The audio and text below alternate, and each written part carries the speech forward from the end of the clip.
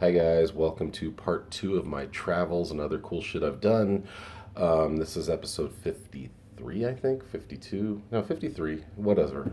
It doesn't really matter. It'll show up on the title. I'll have it straightened out by then. Hopefully, a cool picture of me during my travels.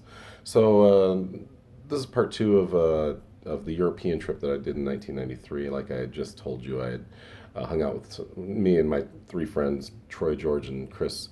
And by the way, Chris lives in Italy now. He's married to an Italian woman, have two kids, and he lives in outside of Bologna, I believe, which is really great. So that's really cool that he is kind of living the dream there in a sense, and he loves it there, which is.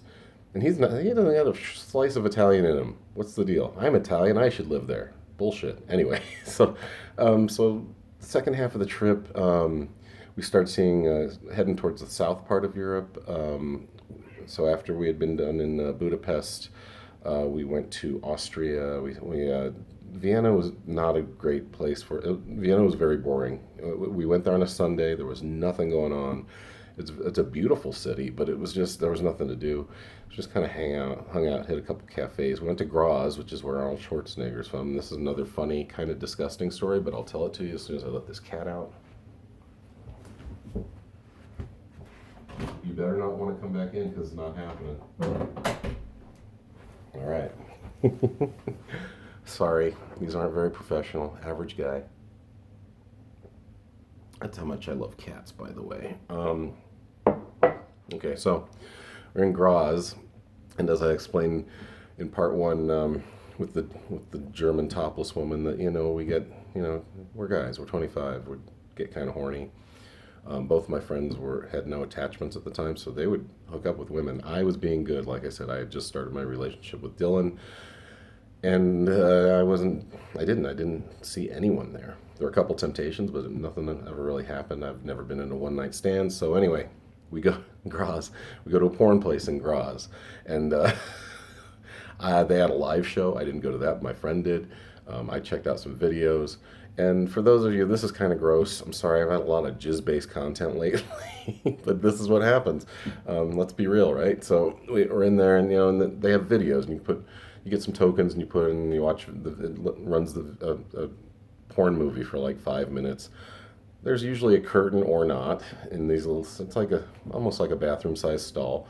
And there's just a TV that's covered by plastic, like a hard plastic, so people don't jizz on the screen. I guess it's pretty awful. Men are disgusting. I'm not gonna lie. Never gonna sugarcoat that. And then there's like a trash can in the corner by your feet. That's almost like if there's an etiquette to that place, that's part of the etiquette. If you're gonna come in that place, you come into that, or at least in the direction of that trash can. It's terrible. My friend Chris, who I consider an intelligent human being, 90% of the time, had this happen. It was so terrible. So he's putting his coins in the slot, all right, and one fell out. One of those things you've had like a video game for people my age. You put it in, it just flies out the bottom for some reason. You're like, okay. So he does one. He goes, and it goes to the floor. He goes, I should probably not pick that up. So instead of just going like to another booth, he puts another coin in. It does the same thing. So oh, fuck it, I'm picking him up. One of them went in the trash. He put his hand in that trash can to pick out a coin and came up with something way worse. I was like, dude, what? And we came out into the harsh daylight of the Graz afternoon. Us and the Swedes. Like I said, we were hanging out. Or no, I can't remember. We might have still been hanging out with the Swedes, maybe not. Yeah, he came out looking green, and we're like, dude, what happened to you in there? He's like, and he tells us, and we're just like, you're an idiot. That coin was worth like 5 guilders or whatever the hell the coinage is in Austria. Anyway, so we continued on. I think Chris left when we got to Venice and Rome. That was cool. Rome's amazing. If you can see it, I highly recommend it. Yeah, Chris made it to Rome, and then I think he took a plane back home after that. So Chris was with us for like 3 or 4 weeks. If you just go to Rome and see what you can. We saw the Colosseum. We saw all kinds of ruins. We saw really cool ruins where like all the Roman senatorial statues, the heads have been cut off by like the Vandals and the Goths and all those plundering groups from back then. That was really cool. Had good food. Didn't have the food we expected because we were idiot Americans that thought it would be Chef Boyardee, and like, no, it's a very much lighter fare. There's a reason the Italians are thin for the most part. That was pretty great. Venice was a little touristy, but it's still a really cool place. Then we went up to Geneva, which I liked a lot, in Switzerland. Then we headed back down, and my favorite place, or one of my favorite places at least, Marseille in France. At the very bottom, it's on the Mediterranean. It's very ethnic. We love that. I love that. Just all kinds of different people. It's kind of a melting pot for France. It's obviously a lot of North African um, um, immigrants come through there. It's a huge port city. It's beautiful, and I love seafood. So Marseille was really cool. Liked it a lot. And then I think where did we end up? I think that's where Troy got burned out, or maybe it was in Rome. And Troy had to take like a Eurail all the way back to Madrid for some reason, go ahead of me and Chris. And I'm sorry, Chris didn't bail out. Troy bailed out. I think it was Rome where Troy bailed out. George was gone by then. George was only with him for a couple weeks. So Chris and I pretty much did from Rome to Geneva to Marseille.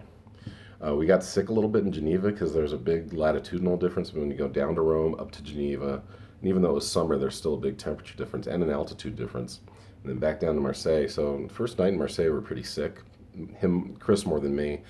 But it was kind of funny. We got to watch Every Which Way But Loose, the Clint Eastwood movie, in French. And that's kind of funny hearing this like little wimpy French voice do Clint Eastwood. It would be dubbed over Clint Eastwood. That was funny. Marseille was great, like I said. We continued on to Lisbon, which was amazing. We were thinking of running with the Bulls in Pamplona. That was a choice we had to make because we only had so many trips left on our Eurail pass. And it was July. We would have ran with the Bulls. And maybe, looking back, maybe we should have done that.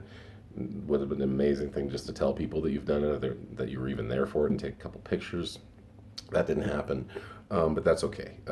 We did go to Lisbon. Lisbon was amazing too. They do bullfighting in Lisbon as well. They do bullfighting in Portugal. Lisbon's beautiful. Portugal's beautiful. Overlooked too. Kind of like the younger brother of Spain, and like doesn't get as much notoriety, and probably not visited as much either. But they have a huge amount of coastline and a little poorer than Spain, from what I understand. But we loved it there. And then we ended up in Madrid, or Barcelona too. I forgot we saw Barcelona as well. I think we did Barcelona out to Lisbon, back to Madrid, if I remember right. Barcelona's amazing. Chris is really big into art. He's a arts major. He runs a graphic arts business. He's an amazing artist himself, and we got to see the Gaudi Towers in Barcelona. And we also Barcelona was really cool city at the time because they had just hosted the '92 Olympics. So we were there within a year of that. So a lot of the Olympic stuff was still up. So it was like this new world city and this old world city come together. It's amazing.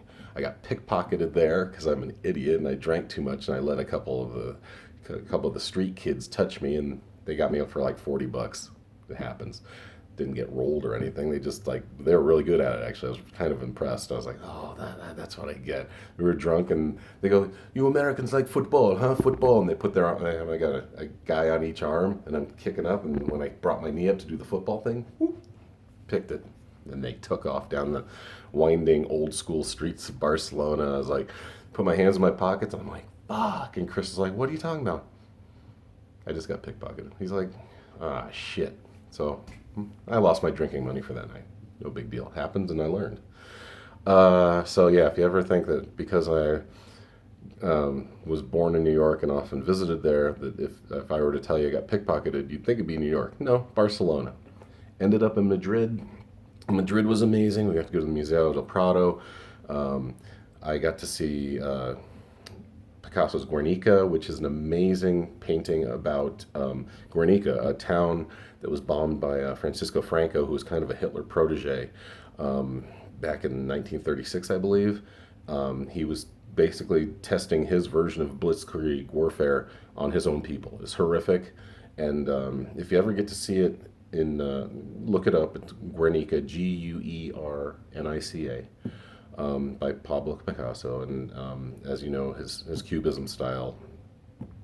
If you don't know Picasso, you should. If you don't know Guernica, you should. And you think it's just a painting. No, it's a fucking mural. It's huge. It's like 14 feet long, like 6 or 7 feet tall. It had to be encased in plastic. And so, yeah, I got to see that. And that was an amazing thing to see. And I'm at 10 minutes, and that's pretty much my European trip in 2 parts. I'll do a part 3 where I talk about going to India and some other cool shit I've done. Thanks, you guys. I believe that was part 53, but who knows? And I'm 53, so who knows about that either. All right, see you guys soon. Bye.